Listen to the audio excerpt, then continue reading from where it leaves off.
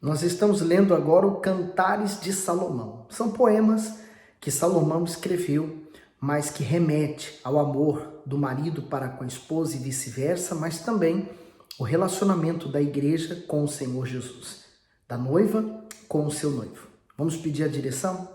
Senhor, meu Deus e meu Pai, eu peço em o nome de Jesus que o Senhor fale conosco, nos dando entendimento para a tua palavra. Abre o nosso entendimento para que possamos compreender a tua vontade para nossas vidas. Em nome do Senhor Jesus. Amém. Cantares, capítulo 2, versículo 1. Eu sou a rosa de Saron, o lírio dos vales. O comentário diz: Saron era uma planície que produzia belas flores exóticas.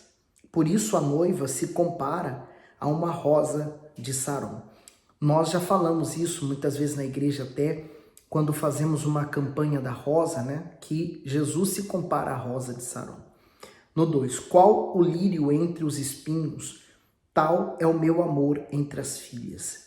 Qual a macieira entre as árvores do bosque, tal é o meu amado entre os filhos. Desejo muito a sua sombra, e debaixo dela me assento, e o seu fruto é doce ao meu paladar. Levou-me à casa do banquete, e o seu estandarte sobre mim era o amor. O comentário diz: a casa do banquete era também conhecida como a casa do vinho, o lugar onde o rei recebia seus convidados mais ilustres. Grande admiração da jovem ao ser levada até lá, um lugar de comemoração e abundância reservado à realeza e agora preparado exclusivamente para ela. Essa jovem de pele queimada do sol era de origem simples e preterida entre os irmãos de sua mãe. O Altíssimo tem prazer em servir aos seus filhos com o melhor. O exemplo disso, quando Israel estava no deserto, um lugar de escassez, preparou para o seu povo uma mesa farta para que se saciasse. No Salmos 78, 19, ele relembra, né? E falaram contra Deus e disseram: acaso pode Deus preparar-nos uma mesa no deserto? Esse banquete significa que Deus providencia todo tipo de sustento para os seus filhos neste mundo e lhes proverá mais ainda na eternidade. E de fato Deus foi poderoso para sustentar o povo no deserto, né? Deu realmente um banquete. Daí nada ser impossível para Deus. Então aqui você vê o relacionamento, né? Aquela que não era nada, aquela que era desprezada pela própria família, agora sendo honrada. No 5, sustentai-me com passas, confortai-me com maçãs, porque desfaleço de amor. A sua mão esquerda esteja debaixo da minha cabeça, e a sua mão direita me abrace. Conjuro-vos, ó filha de Jerusalém, pelas gazelas e cevas do campo, que não acordeis nem desperteis o meu amor até que queira. O comentário: não acordeis o meu amor. Essa expressão aparece 3 vezes neste livro. No capítulo 3, versículo 5 e capítulo 8, versículo 4. Faz referência à intenção da jovem em se manter pura até o casamento. Para isso, ela deveria cuidar para que os desejos não fossem despertados fora do tempo, isto é, antes do casal contrair núpcias. Todas as pessoas fisicamente saudáveis possuem desejos sexuais, mas aquelas que temem a Deus assumem um compromisso de obedecer a Ele em tudo, inclusive nessa área da vida. Assim, elas reservam a intimidade sexual somente para depois do casamento.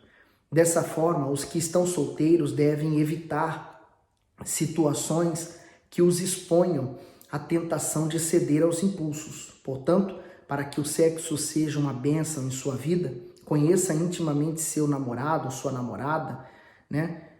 Somente depois do matrimônio. Mateus 19, 5 ao 6, do 19, do 5 ao 6, disse, portanto, deixará o homem pai e a mãe e se unirá à sua mulher, e serão os dois em uma só, uma carne.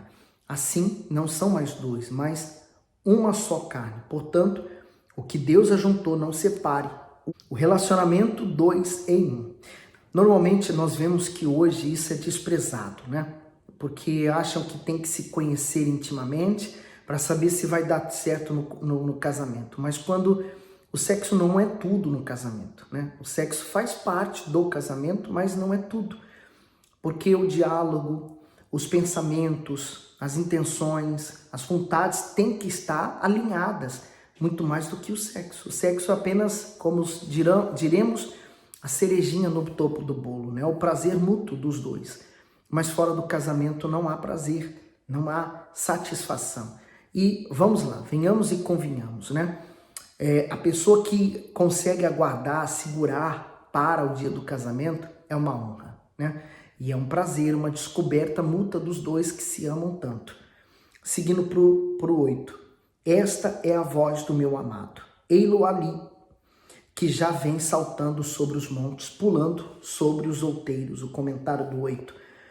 A voz do meu amado, a voz do noivo é conhecida pela sua noiva, a igreja, mas é totalmente desconhecida pelos estranhos e por aqueles que, embora possam conhecer os seus ensinamentos, andam contaminados pelo pecado.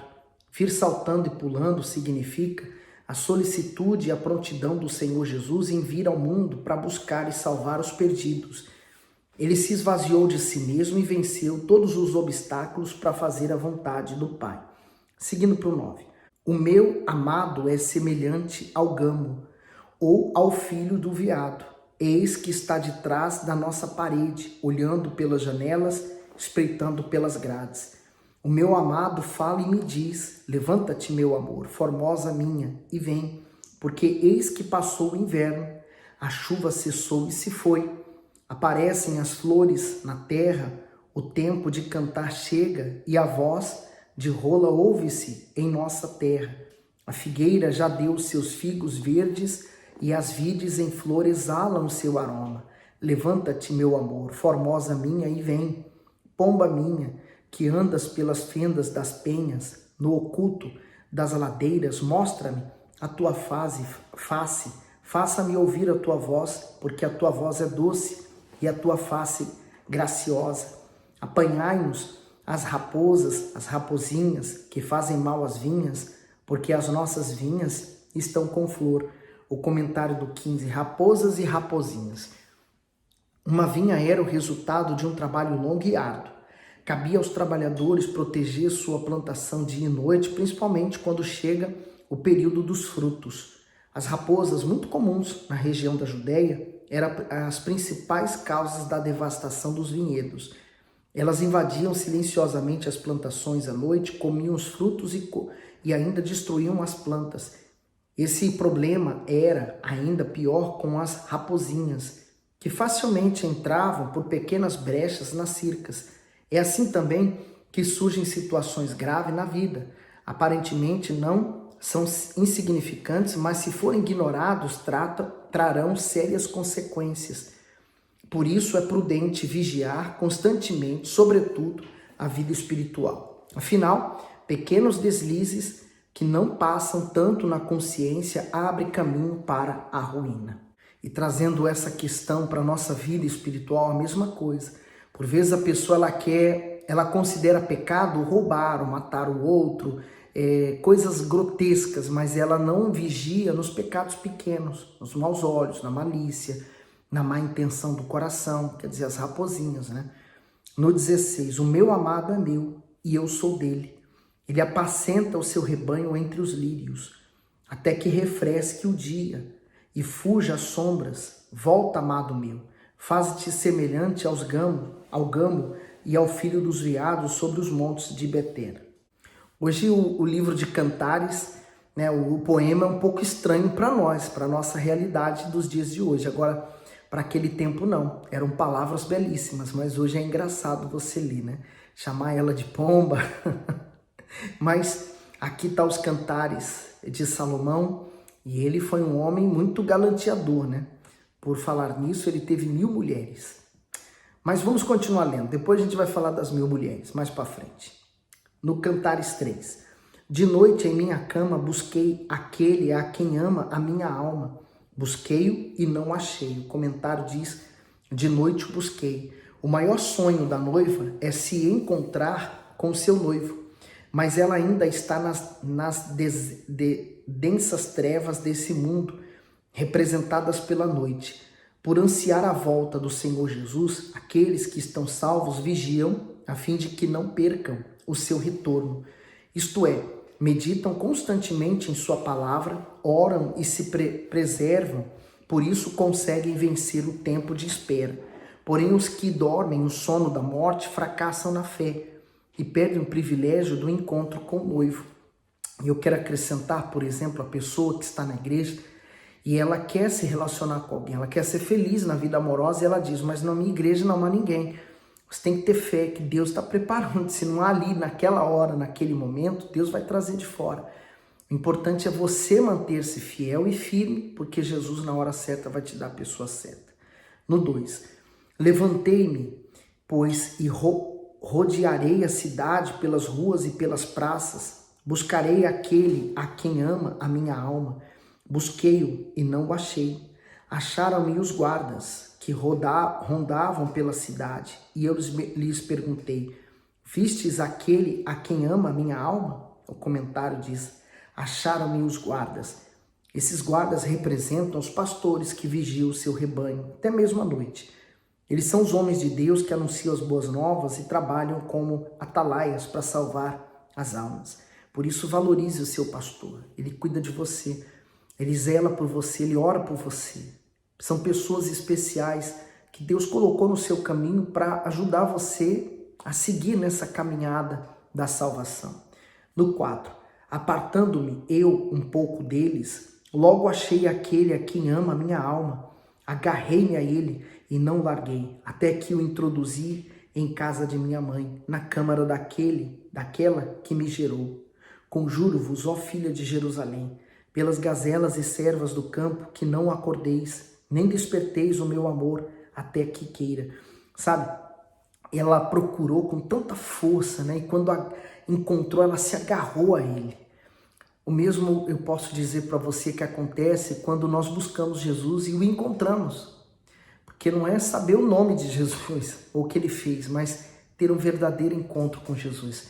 É um momento inesquecível na vida do cristão. Esse encontro muda tudo.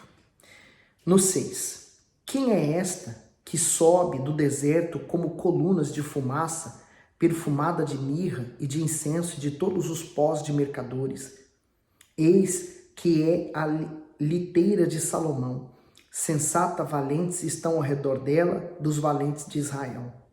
Todos armados de espadas, destros na guerra, cada um com a sua espada à cinta por causa dos temores noturnos. O rei Salomão fez para si uma carruagem de madeira de Líbano, fez-lhe as colunas de prata e estrado de ouro e assento de púrpura, o interior revestido com amor pelas filhas de Jerusalém. Saí, ó filhas de Sião, e contemplai ao rei Salomão com a coroa com que o coroou sua mãe no dia do seu desposório e no dia do júbilo do seu coração. O comentário do 6 ao 10. O encontro de Salomão com a Sulamita se revela por meio de um grandioso cortejo real. Os detalhes comprovam a importância daquela cerimônia para ambos. A experiência do casal nesta união simboliza o encontro dos remidos com o Senhor Jesus. Então, todo o livro de Cantares, ele vai formulando, né, o relacionamento do homem com a mulher, mas o relacionamento nosso com Deus. E isso é um relacionamento, de fato. É a pessoa do Espírito Santo que nos relacionamos. E você passa a ter uma intimidade com Ele, né? É algo sublime. Por isso que isso nos faz ir para a igreja, querer buscá-lo. Isso me motiva a estar aqui gravando esses vídeos, lendo a Bíblia para você e incentivando você a conhecer a quem eu conheci. Vamos continuar Cantares 4. O Bispo Macedo começa com um comentário. Casamento. O noivo enaltece a beleza da noiva e mostra o seu prazer em assumir um compromisso com ela. O casamento não se originou com uma cultura qualquer, mas foi instituído pelo próprio Deus e passando para todos os povos. Quando está no centro da vontade divina, essa união se torna uma fonte saudável de satisfação e amparo nos momentos difíceis. Marido e mulher oferecem um ao outro estabilidade física e emocional e espiritual, e assim caminham ao longo da vida. 1. Eis que és formosa, meu amor. Eis que és formosa. Os teus olhos são como as das pombas entre as tuas tranças, e o teu cabelo é como o rebanho das cabras que pastam no monte de Gileade. O comentário diz: tu és toda formosa. Salomão elogia sua noiva detalhadamente. Ele fala dos seus olhos, seus cabelos, seus dentes, seu pescoço, seus lábios, seus seios. Segundo ele, tudo em sua noiva é apreciável e alvo do seu amor. Isso significa que a igreja do Senhor Jesus é adornada pelo Espírito Santo, com a qualidade que a torna bela aos olhos de seu noivo. Diferentemente de hoje em dia, né, que o que é mais apreciado é o exterior. E aí, quando a pessoa se casa, ou vai se juntar, ou vai morar junto, depois vira um horror, porque aquela pessoa tão linda por fora, ela é horrível por dentro. Horrível não porque todas as pessoas são feias, mas porque ela traz uma bagagem de ferimentos, de dor, de coisas não resolvidas dentro dela, e ela traz isso para aquele relacionamento. Logo, é um relacionamento fadado ao fracasso. Bom, a gente leu o comentário do 1 ao 7, vamos ler o que ele significa. No 2, os teus dentes são como o rebanho das ovelhas tosquiadas que sobem do lavadouro e das quais todas produzem gêmeos e nenhuma há estéril entre elas. Os teus lábios são como um fio de escarlate e o teu falar é agradável. A tua fonte é qual um pedaço de romã entre os seus cabelos. O teu pescoço é como a torre de Davi, edificada para pendurar armas. 1000 escudos pendem dela, todos broquéis de poderosos. Os teus 2 seios são como 2 filhos gêmeos da gazela, que se apacentam entre os lírios. Até que refresque o dia e fuja as sombras, irei ao monte da mirra e ao outeiro do incenso. Tu és toda formosa, meu amor, e em ti não há mancha. Vem comigo do Líbano, ó minha esposa, vem comigo do Líbano. Olha desde o cume de Amana, desde o cume de Senir e de Hermon, desde os covis dos leões, desde os montes dos leopardos. Levantaste-me o coração, minha irmã, minha esposa. Elevaste-me o coração com um dos teus olhares, com um colar do teu pescoço. Que belos são os teus amores, minha irmã, esposa minha. Quanto melhor é o teu amor do que o vinho, e o aroma dos teus ungüentos do que o de todas as especiarias. Comentário do 9 ao 10. Elevaste-me o coração. Noivo declara que o seu amor pertence à sua noiva e que amá-la é melhor que o prazer do vinho. Mas, como esse amor poderia ser duradouro, ainda que a noiva fosse bela e ambos fossem extremamente enamorados? Amar somente não é suficiente, é preciso ser fiel. Essa lealdade um ao outro é o pilar da união estabelecida por Deus, para que assim os dois se tornem uma só carne. Gênesis 2:24, ele diz assim: portanto deixará o homem o seu pai e a sua mãe, e apegar-se-á à sua mulher, e serão ambos uma carne. O amor com fidelidade gera segurança e proteção. Além do mais, muitas dores seriam evitadas se os cônjuges enfrentassem os problemas com dignidade, respeito e, sobretudo, fidelidade à palavra assumida um com o outro.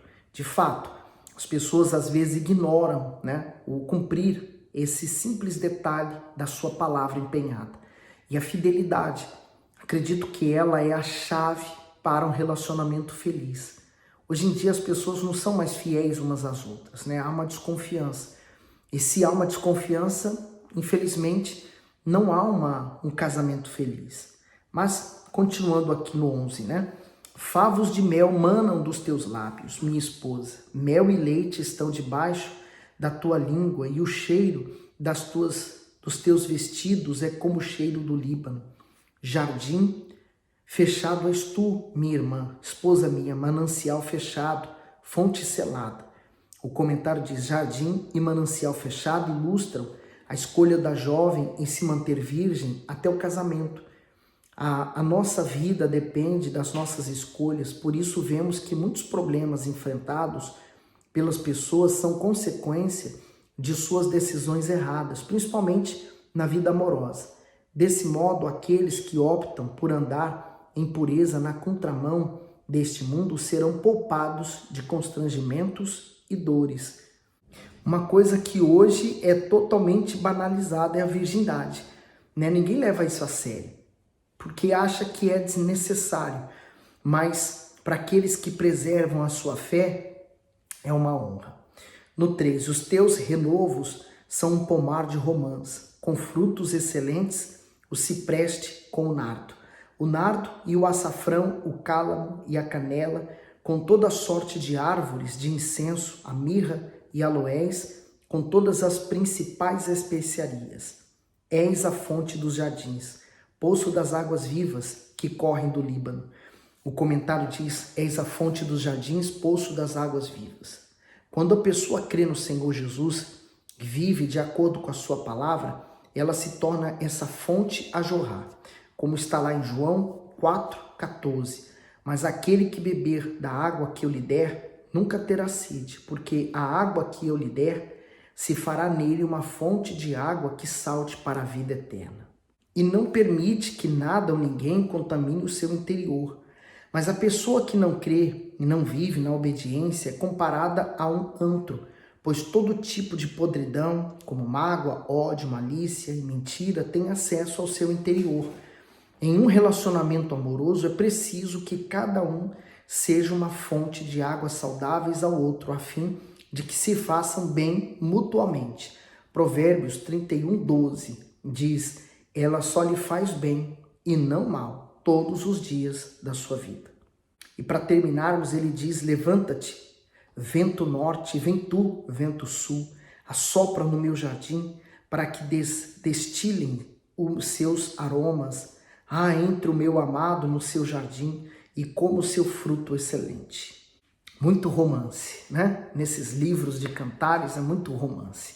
Mas espero que inspire você que é casada a estar com seu marido. E quem é solteiro, espere o momento certo para que isso aconteça, né? Quando ele fala fonte de águas vivas, para você ter uma ideia, a fonte é justamente aquela que salta a água, né? Do chão, ela não para de saltar água, né? Ela é viva, né? Ele é uma água corrente. A chuva também era considerada uma água viva, uma água corrente, quer dizer, uma água que está em constante movimento. Então, assim também é aquele que nasce de Deus. Ele tem essa fonte dentro dele. Ele não consegue estar parado. Ele está sempre em movimento, sempre querendo fazer algo para alguém, né? Para os outros, para ajudar os demais. Esse é o detalhe do Espírito Santo na vida de alguém. Quando você tem o Espírito Santo em você, ele é essa fonte a jorrar dentro de você para a vida eterna, tá certo? Eu vou parar por aqui, depois nós vamos continuar a ler o livro de Cantares ainda, mas espero que o Espírito Santo venha mostrando para você o que você precisa fazer. Quem sabe ele está mostrando para você que você necessita ser uma melhor esposa, um melhor esposo, ou uma boa filha, um bom filho para com seus pais. Porque eu digo para você, como você trata os seus pais, quem é solteiro, né? Como a forma como você trata os seus pais, é a mesma forma como você vai tratar o seu marido. Se você tem respeito por eles, carinho por eles, faz tudo por eles, com certeza fará pelo seu marido ou pela sua esposa. Gostou do conteúdo? Dá o seu gosto, coloca nos comentários alguma coisa que Deus tocou em você, tem falado com você. Dê o seu gosto. Espero estar ajudando você também. Fique bem.